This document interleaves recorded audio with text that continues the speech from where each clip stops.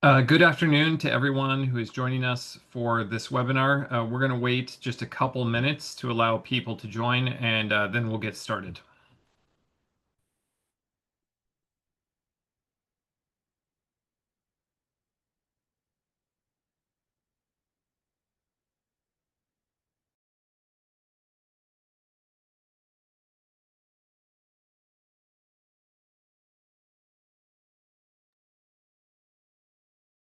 Okay, I'm a little impatient, so even though that wasn't a couple of minutes, we'll go ahead and get started. I want to welcome everyone to this webinar, The Journey of a Philanthropic Dollar, an inside look at forest carbon projects. My name is Nathan Truitt. I'm the Executive Vice President of Climate Funding. I want to give you a quick idea of the run of show today. I will briefly introduce our two speakers, and then I will give a quick high-level overview of the topic. Then we will hear from both Jenny and Scott for their perspectives. After that, I will ask both Jenny and Scott a series of questions, which we got from all of you in a pre-webinar survey. And then we will turn the mic over to the rest of you for an audience Q&A. I say microphone, actually, you will need to submit your questions through the Q&A feature on Zoom, and then I will ask them on your behalf to the panelists. So without further ado, let me go through my little spiel here, and I'll start with introductions. For first, Jenny. So Jenny Hellman is the Director of U.S. Forest Carbon Development for Renew West, a project developer that works alongside landowners and land managers in the U.S. to design practical carbon solutions that increase profitability while also improving climate resiliency. In these efforts, she has worked on wildfire restoration efforts in California, on reforestation efforts in the Peruvian Amazon, and on silvopasture efforts in the Midwest and the southeastern United States. Prior to this role, Jenny managed complex multi-year projects with numerous stakeholders in her role as an engineer for the oil and gas industry. She is based out of Tulsa, Oklahoma. So welcome, Jenny. How are you doing? I'm good. Thanks, Nate. Yeah, I didn't tell you I was going to ask you that question. So moving on to Scott. Scott Dietz is a strategic advisor to public and private companies navigating high-stake moments that define performance, leadership, reputation, and enterprise value. He is of counsel at 7letter, a communications firm based in Washington, D.C. and Boston. He brings a steady, experienced hand to complex situations, including mergers and acquisitions, restructurings, investor events, executive transitions, and reputation management. He's had a 35-year global career operating at the intersection of communication, reputation, valuation, and capital growth, and he works closely with CEOs, CFOs, general counsel, boards, and communications teams. Before joining 7letter, Scott was vice president of public affairs at VF Corporation, and while he was there, VF Corporation made the very first contribution to the Family Forest Carbon Program, so we'll get to that today. And he was also the vice president of corporate relations at Contour Brands, a parent company of Wrangler and Lee. He's also held senior roles as the senior vice president and partner at Fleishman Hillard, the VP of communications and investor relations at Owens Corning, and the director of public affairs at Consolidated Papers, which was later acquired by Stora Enso.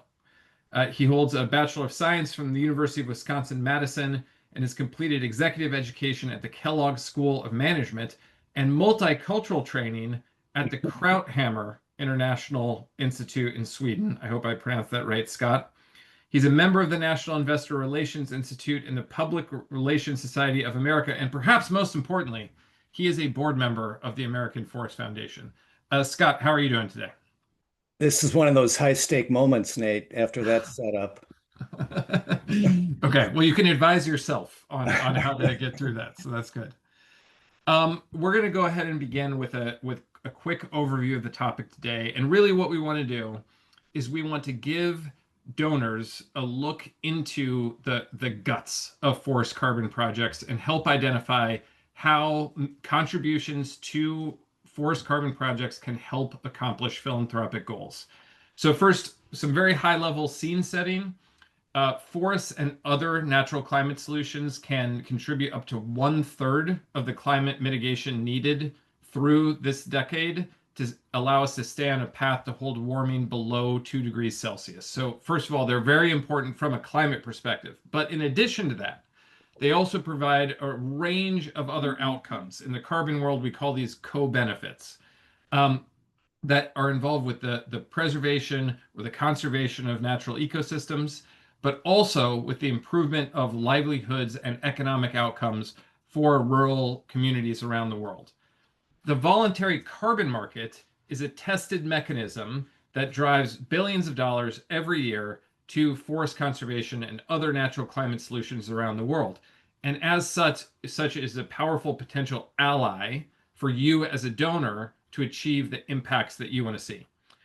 Philanthropic donors, of course, value and support not just the climate mitigation, although that may be important to you, but also all those other benefits, right? So wildlife habitat, clean water, privacy, strong rural economies. I mean, we can go on and on and on about all the gifts that forests provide.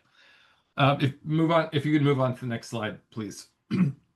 So, however, forest carbon projects are challenging to finance for two reasons. The first is time. There's a long time that goes by between when you initiate a project and when it begins to create carbon credits for you to sell. And so that creates a finance gap, right? A period of time during which you have to cover all these expenses, but you don't yet have the revenues from the carbon project. I put here that 7 years is kind of the typical life cycle for high quality natural climate solutions, from project initiation to the monetization of that first carbon credit. Some are shorter, some are longer, and Jenny will get into more details about her experience in this. Now, one way of thinking about this challenge is, and the role that philanthropy can play, is just to imagine if we had to borrow money for that period, what would that look like? So here we're using actual numbers from FFCP, which was launched with a series of donations in 2018 that equaled $1 million. If instead of receiving donations for those initial startup costs, we had to borrow money, the column to the right shows you how much we would now have to pay back in order to service that debt. So if we had gotten a private equity investment for that $1 million, we would need 4.8 million. If an impact investor with lower return expectations had given us money, we would need 2.7 million. And if somehow we had gotten a fully secured and collateralized loan from a bank, we'd still owe back $1.7 million, right? And that's a lot to have to project at the early stages of a project. So it's a real obstacle to get projects off the ground, is this initial flow of money. Secondly, so the first issue is one of time. The second issue is one of risk. There are lots of risks in a natural climate solutions project. The project might not be viable after you've piloted it. It may not produce as many credits or other outcomes as you anticipate. Those credits might be sold at lower prices than you anticipated. There could be natural disasters that disrupt the project, or the carbon market itself could change, and the project that you started as a good fit might no longer be a good fit. So all of these are risks, and those risks scare investors and make them ask for higher interest rates on their investments or on their loans. Next slide, please. So this is where philanthropy can have a real impact by shortening the time frame or de-risking these models. Now, what's in it for you as a philanthropist? The first thing is leverage. For right now, we're using actual numbers from FFCP here. Every project will be different. But for the Family Forest Carbon Program, which we at AFF run, if a donor contributed 6 cents today, it would, over the life of the project, generate 94 cents from the carbon markets and private investors towards the outcome the donor cares about. That's about a 16 times leverage. It's because those philanthropic dollars help the project manage time and risk and grow to its full potential. One way to think about this is I want you to have in your mind like a bicycle race. And the first leg of the bicycle race is up and over a really steep mountain. And you can see this is an actual graph of our operating expenses in the Family Forest Carbon Program down below. And so right now, 2025, we're still climbing that mountain, right? And for carbon projects, it takes a long time to climb that mountain. both because they have to install the project and because they want to grow, right? They want to involve more landowners, they want to conserve more forests. The role of philanthropy is to help push us up and over that mountain. Because if we can get over that summit, it's all downhill from there, right? All those impacts that come across those multiple decades that the project lasts can then be paid for through the carbon market. But that initial climb to the top is very difficult. Next slide, please. So, what does that life cycle look like? You can find multiple explanations of the different stages of a carbon project. This is sort of my own simplified definition. First, there's a research and development stage. It involves creating and testing a hypothesis about a carbon project. It lasts for 1 to 2 years. Once you've done that, that's all done in a laboratory, as it were. You then are going to go and try and implement it in the real world. So you have to model and execute the project at a small scale. That also takes 1 to 2 years. Then you have a project that's working. Now you need to expand, and that can take 1 year. It can take as many as 10 years as you're constantly trying to get more landowners involved, more conservation on the ground. And then finally, once everything's installed, once the whole project is in place, you have a very long tail during which you're maintaining the project, but also during which you might be working with those landowners on additional conservation opportunities. So you as a donor, next slide, please, can think about this just in terms of what are those stages? What's the risk that the project might not work? And what are the leverage opportunities at that stage? Note that that early stage is where you have the highest risk, but also the highest opportunities for leverage. So I mentioned VF Corporation's initial contribution.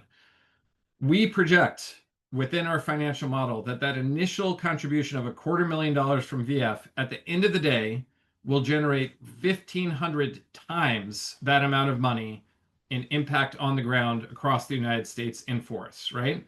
But it also totally might not have worked out. So that's sort of the high risk, high reward of that early stage investment. And then you can see on this chart, as the program goes through later stages, the risk goes down, so does the opportunity for leverage as private finance begins to come in. And we'll talk later about how you should think about this as a donor. But that is a very quick whirlwind of what a forest carbon project looks like and the opportunities it gives to you as donors. And with that, Jenny, I'd like to turn it over to you and invite you to talk about your own experiences with Renew West. Thanks, Nate, and thanks for setting the stage. So, what I'm going to do, if you can go to the next slide, is I'm going to take two real life examples and walk you through what the project overview looked like, what the timeline looked like, and then what funding looked like. And a full disclosure before we start, one is a success story and one is what we're going to call a learning experience. So I'm going to walk you guys through those two case studies, and then that at the end I'll summarize with here's kind of the biggest lessons learned we had both from the project developer standpoint and ways that we could improve on future projects to be an even more impactful investable project, and then also lessons learned on the financing side about where it would have been helpful to have financing early on in the project. So that's kind of set the stage. So like Nate said, I work for Renew West. We are mainly focused on reforestation projects in the US. So both of these will be reforestation examples. The first one is in Northern California, and this is a project that has happened. So it's 10,000 acres total, over 2 million seedlings were planted. For those of you already in carbon market worlds, it's a compliance project under the CRB and also using climate action reserves methodologies. So you just kind of know the background. And then on this particular project, our partners were Collins Timber, who was the landowner for the land that had been affected by the wildfire burn, and then also CAL FIRE with the state of California, which is where our main grant funding came in. So they were our main funding partners on the front end of the project that helped this project actually move forward. And just kind of to go through the timeline so you can put some real life numbers to go along with Nate's 1 to 7 years in this kind of entry point into the carbon world. On this one, and I actually wasn't at Renew West for the very beginning, so I didn't even put in the pilot learning stage that Nate talked about the first year or two of like getting the project organized. But on this one, initial site prep was in 2020, and then the planting window for the actual seedlings was early 2022. initial verification with CAR, Climate Action Reserve, was in 2023, and then the project was finally completely verified as a compliance project in 2024. But that does not mean we've sold credits yet or generated any revenue from this project, because the trees, you can see the photo, this is earlier this year, they're still tiny. So they're not generating enough credits to justify doing verification and selling carbon credits. So it will still be probably another 5 to 6 years before revenue is generated. So like you can see from the timeline, that's a decade before revenue on this particular project. You can go to the next slide. Okay, so lessons learned on this one, which they carry over to kind of all carbon projects we've worked on, but I pulled out the key ones from this. First is to partner with local experts on projects to really co-design the project. This is kind of what Nate was talking about in those early years or two of doing the project design. You really need to work with people in the communities who already know the land, already know the tree species, already know the nurseries, local experts, to make sure you're really designing a project that works for the particular place and landscape you're in. So that's kind of lesson number one. And to go along with that, make sure that the project you're designing actually complements existing landowner goals. So a lot of times what we ran into as a project developer is we might start out coming in with this great idea of a carbon project that actually had no alignment with the landowner or the community's goals. So making sure you start there. And then, like Nate's already mentioned, you need to be really realistic about project timelines and what the capital needs are really going to be. But like he already highlighted, this comes with the challenge because your timelines don't fit inside traditional private equity or venture capital timelines, or even impact investing is what we sometimes ran into. They want to see results within 2 to 3 years. And on a reforestation project, you might not even have trees in the ground within 3 years. So on this particular project, we were successful with the CAL FIRE state grant, and that grant funding was really what allowed us to move forward with this project. Otherwise, the trees would never have been planted. So the grant was able to cover the cost of the trees and the site prep, not the full life of the project costs. That's still a separate part of financing, but it was that kind of catalytic flywheel, all the buzzwords. Like it was what enabled us to move forward with this project. So this is a success story of what happens if you have that impactful capital on the front end that lets you move forward even given the long timeframes. So then story number two, this is not the happy story. This is what happens when you don't have access to that capital up front. This project is based out of Oklahoma, where I'm based. So the local based project I was working on.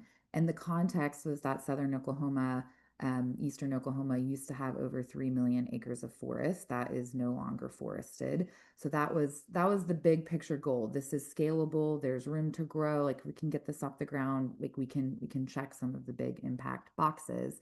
Our initial pilot project was going to be somewhere between 2,000 to 4,000 acres, which I'll highlight on the next slide. We started too big, so that was problem number one. Like we tried to jump in too quickly. This one is a voluntary market project and would have been under American Carbon Registry's methodology.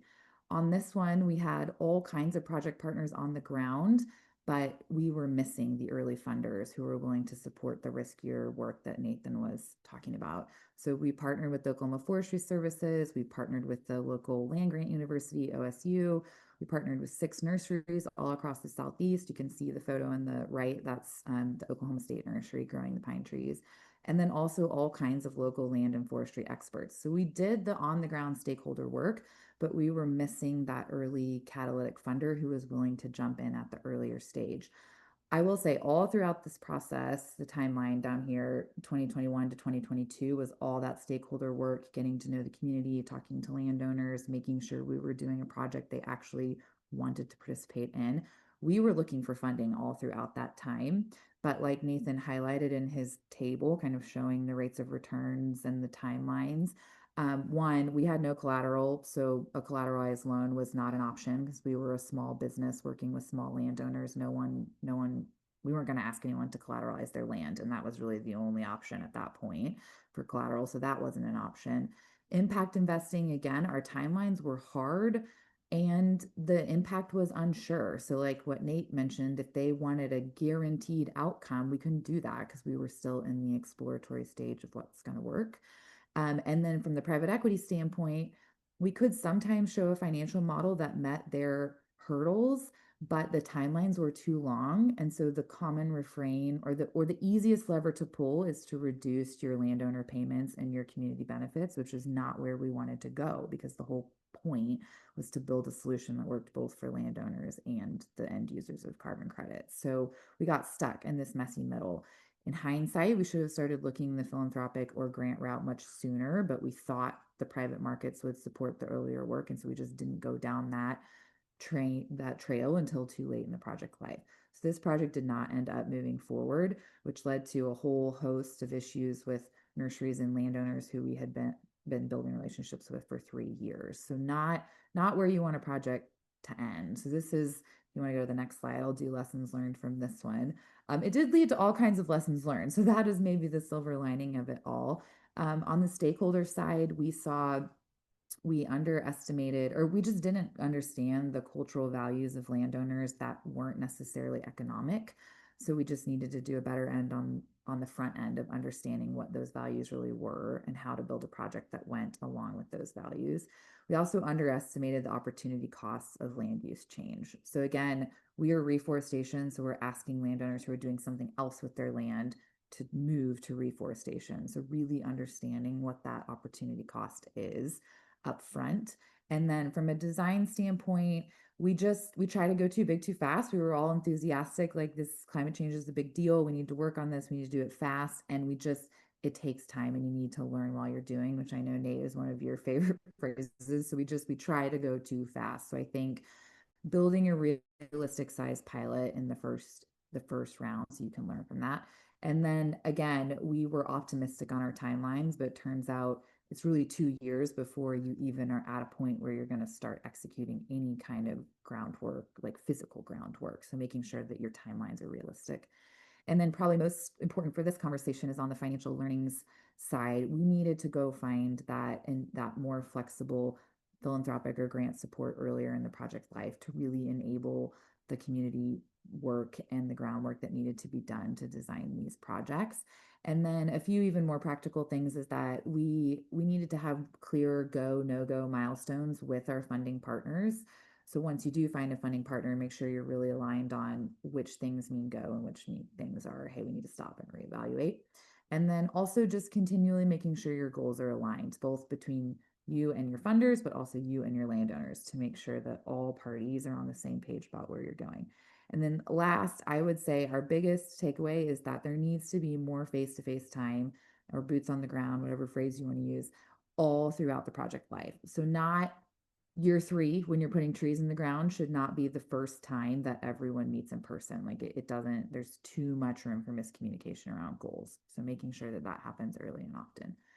And the last slide, I'll skip some of these because there's a little bit of overlap, but I think for this particular audience on the funding side, and this will go along with what Nate said, but it's really important to have flexible funding for the early work for a few different reasons. One, it enables you to do real stakeholder engagement in the time frame it takes. And I think from our learning, it's 2 solid years that it really takes to lay that groundwork. I wish for the sake of the climate, it was faster, but it's like you're working alongside people designing a project. It really takes that long. So making sure your capital is supportive of that. And then to go along with that, that you can have an adaptive design to your project. So if 1 year into the project, you learn, hey, we need to do a different type of tree, or we need to plant in a different design, or our landowners are actually going to need to be paid more for opportunity costs, that like your project can support that level of changes. And again, alignment of goals, just making sure everyone's going the same direction. But all of that at a big picture is really risk management for your project. Because if you go in and you don't design a project that has long-term buy-in from all involved parties, you're at risk of your project falling apart. So even though that work all seems like it takes a long time on the front end, you're really guaranteeing, or I mean, it's climate, can't guarantee, but as much as you can, you're guaranteeing that you have a long-term successful project, not just something that starts out exciting and then loses buy-in. And then just to reiterate one time, again, as much as you can, face-to-face time. I know we all went remote during COVID. I was doing this project during COVID. Like there were hard things, but as much as you can, getting back out on the ground with your partners, bringing your funders along if you can, so you're all involved in one conversation, and so that everyone is a real person, not just a number in your slide deck, which is hard on here, but that's it. Thanks, Nate. Thank you, Jenny. And with that, Scott, love to turn to you for the perspective from the other side of the table, as it were, as a donor in these projects. Yeah. By the way, Nate, thank you for that kind introduction. My mother would be very happy to hear that.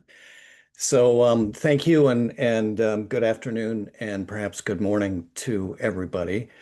I'm going to attempt to take a bit of a simplify to amplify approach to our discussion today about AFF's program and the possibility that you might consider joining it in one way or the other.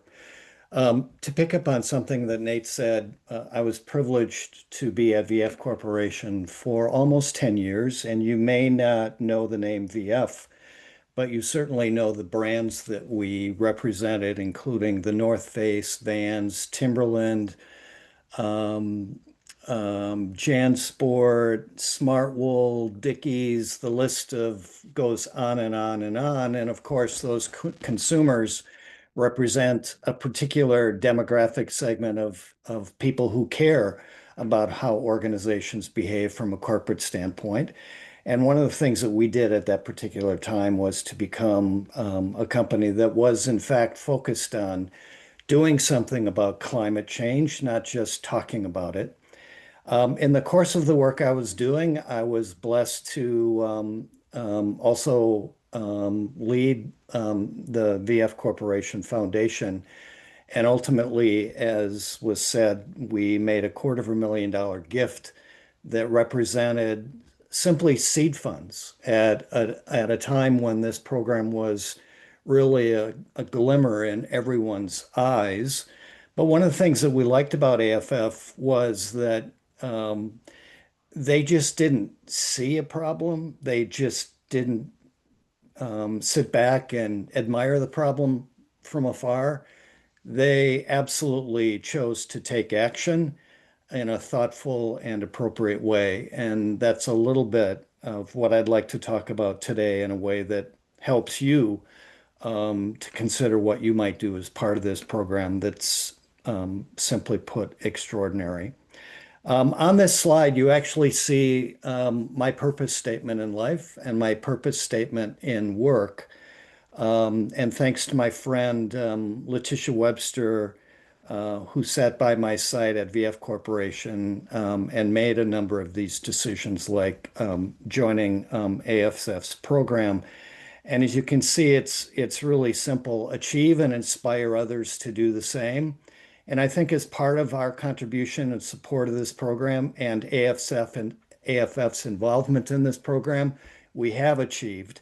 And one of the things I'd like to do is inspire you to do the same. So let's go to the second slide if we can, and I'll talk just very briefly about why we chose to invest in this program.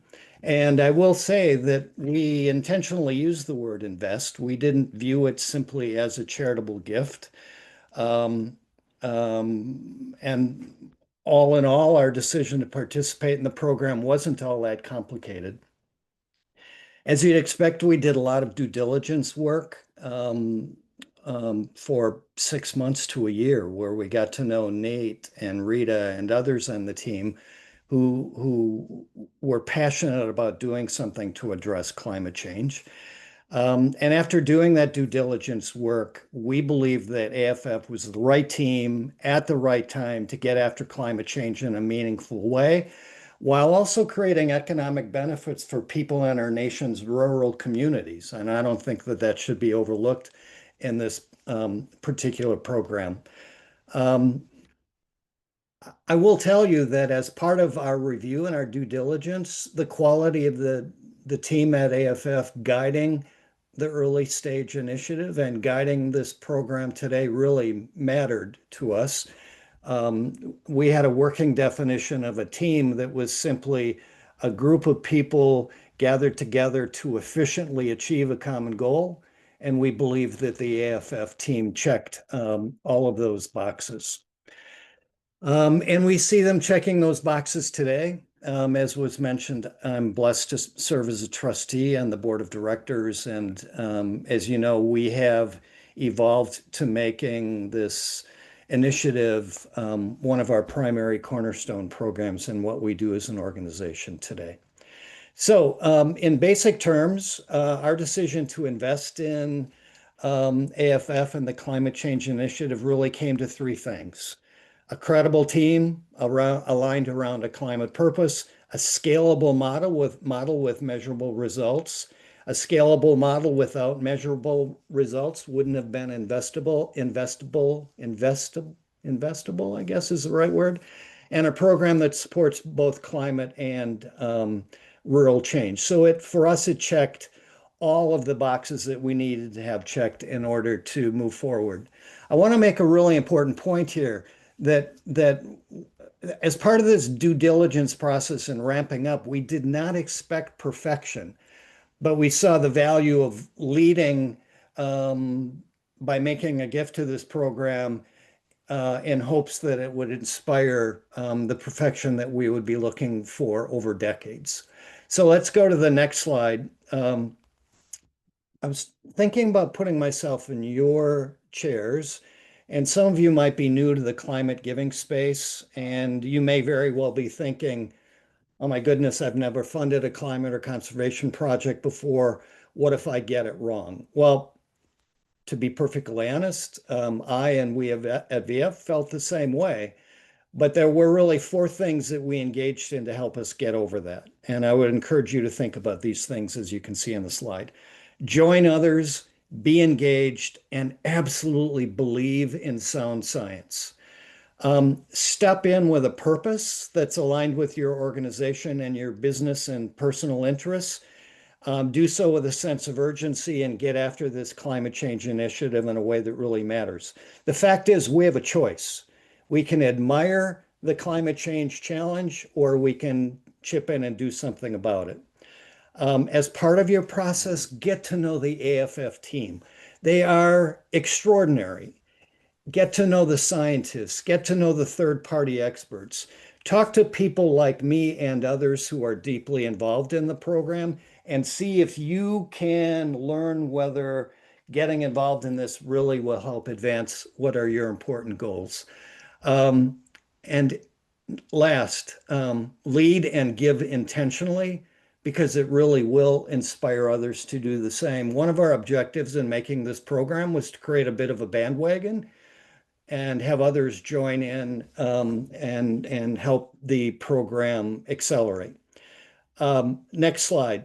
So, in short, am I proud to be part of this program? Yes. Do I feel a little bit privileged? Yes, to be at the early stages of this initiative. But more importantly, I've been privileged to work with the AFF team and all of the other constituents that come along with that.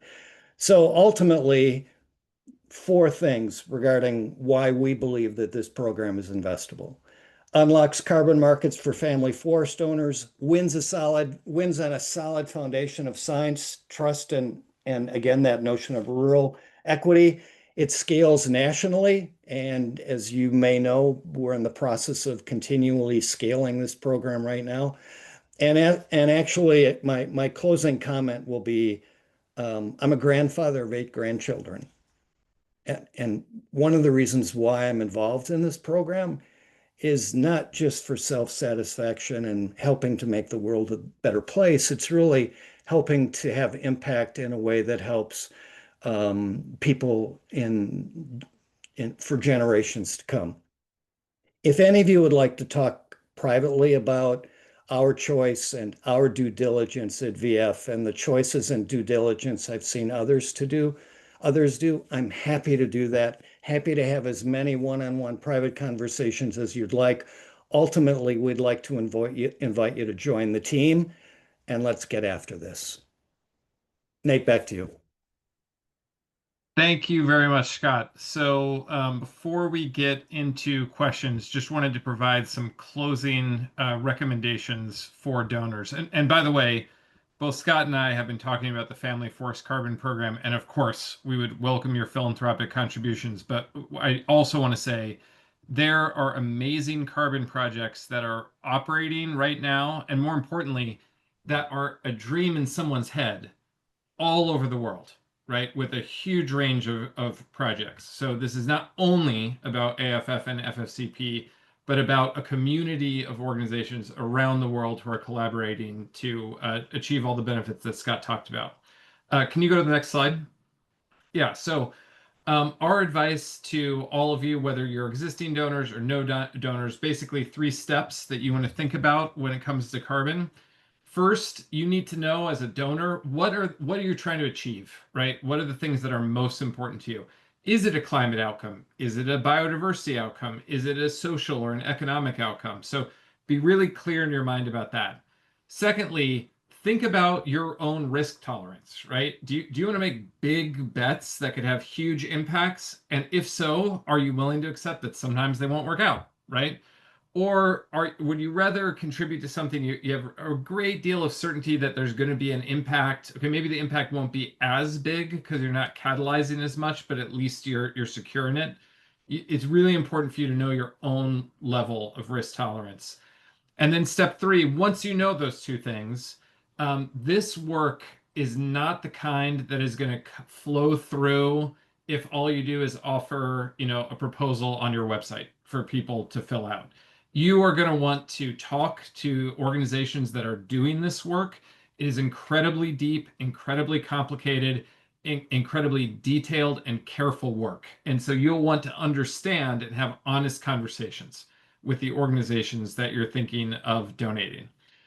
So with that, we're going to turn to questions. One final thing before we do. I've looked at the participant list. There's a lot of existing donors to Forest Carbon on this list. And one in particular, who's a peer of VF and Scott Dietz, are Julie and Peter Parker, who were also one of the original investors of the Family Forest Carbon Program. So Julie and Peter, I'm not sure we've ever told you the calculation, but we really had, your gift has also had this immense impact. So just wanted to say, good to talk to you both. Okay, so with that, let's switch over to some questions. And Jenny, I'm going to start with you. Sure. Everyone knows that the carbon market has been the subject of some controversy, and that there are some carbon projects that haven't worked out or have actually even produced negative outcomes. And so, can you talk a little bit? How can a donor um, manage that risk, and does philanthropy actually help carbon projects achieve positive as opposed to negative outcomes? Yeah, thanks for the question. So I think what I would say is that I think philanthropic gifts on the front end can help you do due diligence as a project developer to a higher level and really spend the time that it takes to learn your communities, learn the risks that you might have in your specific place, and then plan accordingly. So I wouldn't say it's a fail safe. It's not, it's going to work 100% of the time, but having that early support really lets you do all of the groundwork so you've answered as many questions as possible and done as much of the risk mitigation as you can. Because a lot of the risks really are addressable if you take the time to sit with them and learn about what they are. So, not 100%, nothing will ever end up going badly, but it really does help you lay all of the groundwork for the best chance of success on the projects. Thank you, Jenny. And then Scott, similar question for you. I mean, particularly as a corporate donor that has to think about, brand reputation. How did VF think about that when it approached the carbon market, which again, has its detractors? Yeah. A lot to be said there. Let me give you first the kind of business perspective. Um, Businesses are making proclamations all the time about what they're doing to be a good corporate citizen, in one form or another. Um, they're communicating that story to their most important stakeholders, and those stakeholders are holding those companies accountable to ensure that their say and do are aligned, that what they are saying and what they are doing um, is consistent.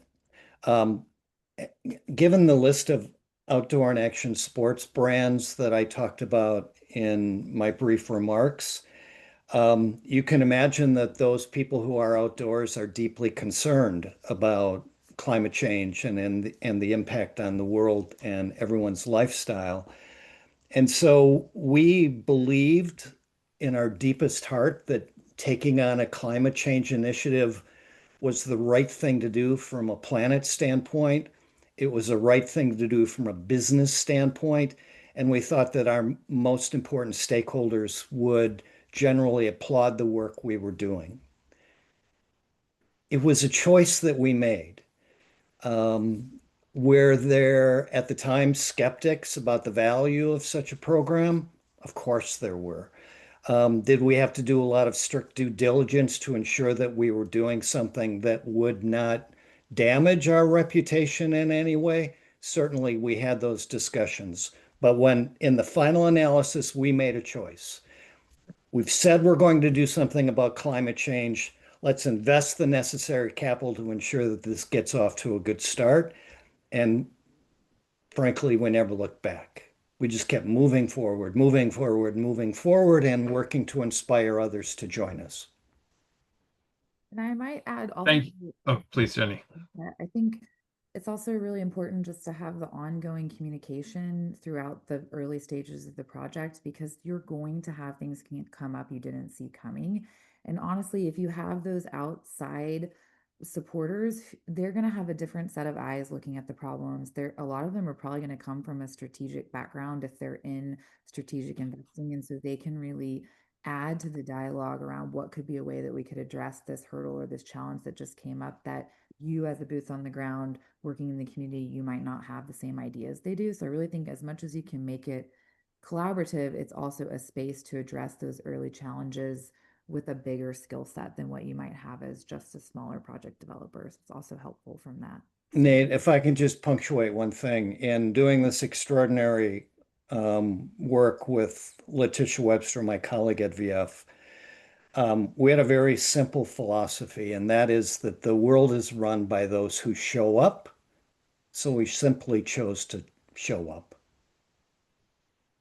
It's worth mentioning, Scott, that you did that, and VF did that not only with money but also with time. So we had a number of sort of consultations with you and VF staff.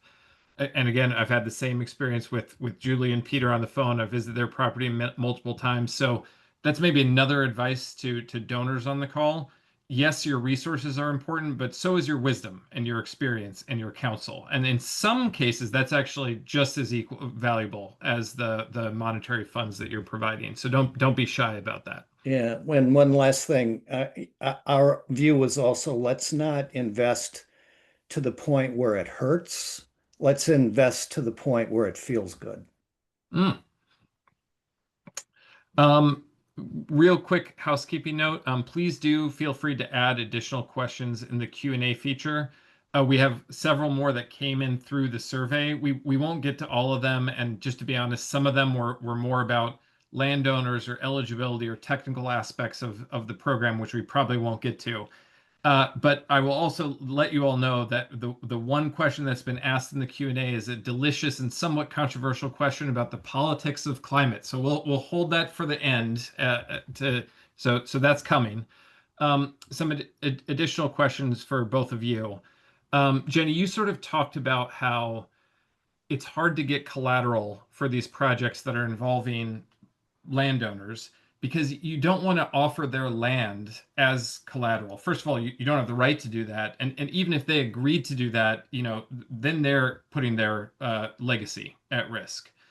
So what does that mean for philanthropy, and how can philanthropy help those smaller landowners enroll in carbon projects or in other programs where normally if it was just the market, they wouldn't actually be able to participate? Yeah, so I'm not sure if this is exactly what the person was asking, but I think a way that philanthropy can also support, especially local based organizations, is through what we in the carbon space would call capacity building. But really, what that just means is helping inform your local landowners, your local community members about what a carbon project even is. What are the risks if you enroll your land? What are the tax implications? What are the legal implications?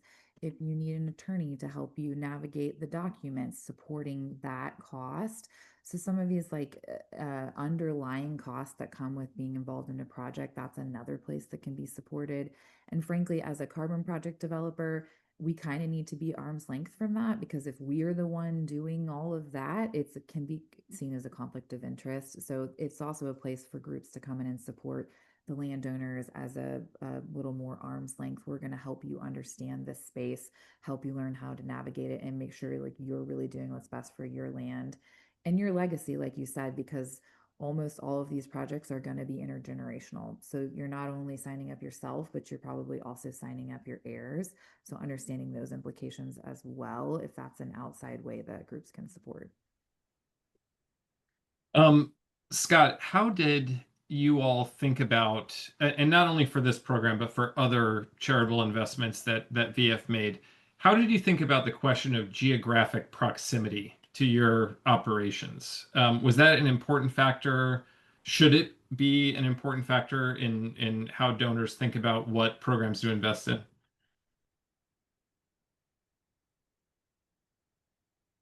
I knew at some point I was going to forget to turn on my microphone, so apologize. Um, um, well, many of the investors in this program are domestic, and probably an equal number are international in scope as well.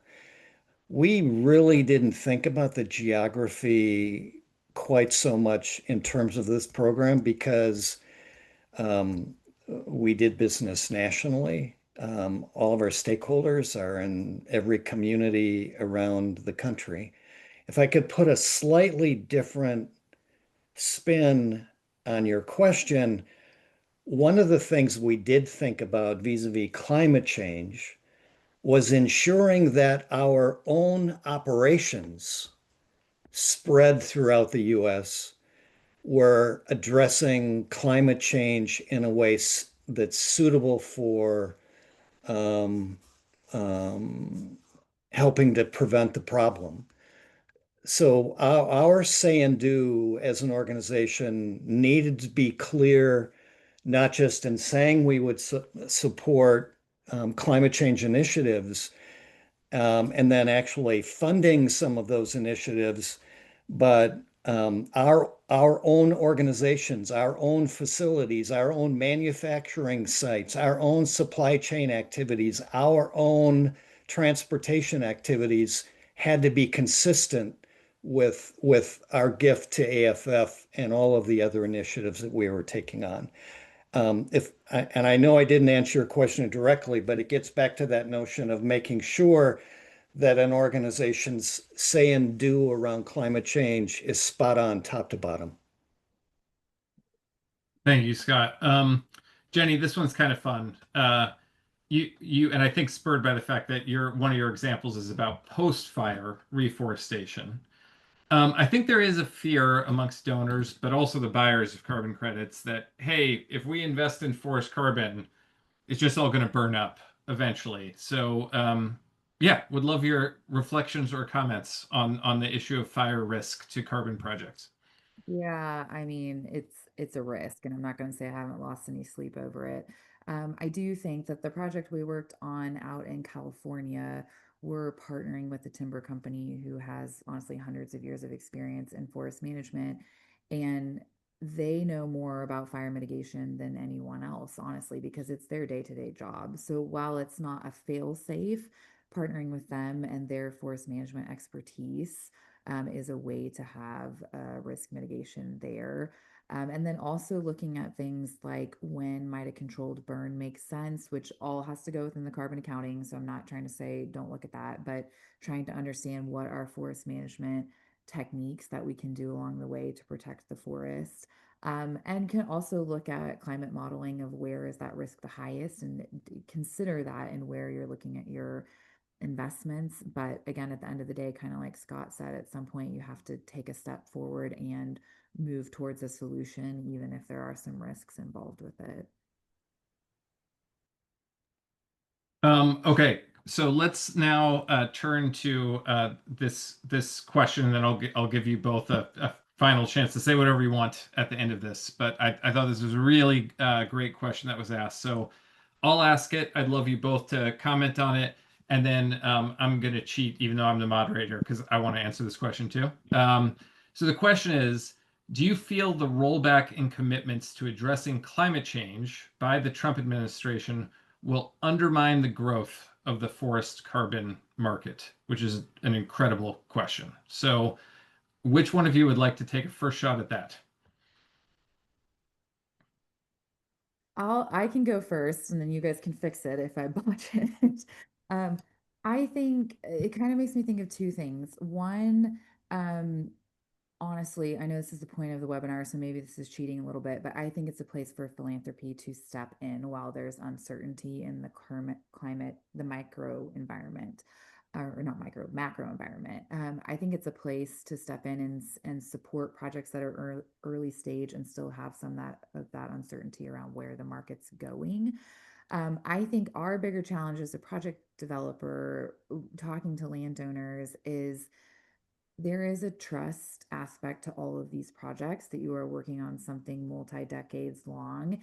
And if there is whiplash every 4 years on the macro, it is really hard to sit and tell a landowner this is low risk. It's not low risk, and you're asking them to sign up for that environment. So I think that it's maybe not an answer to the question, but just some context of the challenge that we're working through is it is hard to sit with the landowner and say, hey, you should make this long-term investment when there are a lot of question marks about the macro space. So I don't know that that answers, but that's kind of where my head's been in this space. We'll accept it. Well, that's on topic. Scott, what about you? Nate, first of all, I can't speak on behalf of VF or any particular company or organization. I'll just share with you sort of my running philosophy on this. Um, the obligation for businesses and companies in this country and beyond to consistently act as a responsible corporate citizen never end. Um, that obligation will continue for as long as that business is in business. Political cycles change. And I think we need to be smart enough as business people and as donors to see beyond any given political cycle. Those cycles come, they go, policies change, they change back. But let's focus on those things that matter. And the fact is that science tells us, data tells us climate change matters. Um, from a business standpoint, I encourage organizations when faced with this political concern to stay anchored in their business purpose. Long-term business performance, creating value for stakeholders, managing risks, and really focusing on environmental responsibility and setting politics aside. Um, I encourage people to avoid political labels, to really focus on the benefits of the initiative that the organization's involved in, whether it be cost savings, efficiency, customer demand, risk mitigation, the list goes on and on. And lastly, in the midst of this political environment, regardless of cycle, stand firm, be consistent with your organization's purpose, but always remain open to other points of view and rational, thoughtful discussions that ultimately make things better. That's a great answer. Also, I'll just add a couple things. So first of all, uh, I think people are often surprised when we talk about the fact that one of the first donors, shortly after VF to the Family Forest Carbon Program, was the first Trump administration. So I think sometimes we exaggerate the differences between the different parties on some of these issues.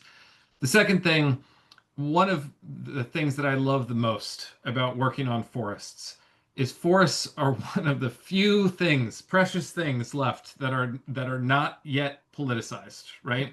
Now, people like forests for different reasons. So some love them for their carbon sequestration, and some love them for their wildlife habitat. Some love them because they love to hunt the critters that are in them. Some love them because they love to preserve the critters that are in them. Some love them because they provide for great recreational opportunities like hiking, some because they produce timber that we all use for all the products, right?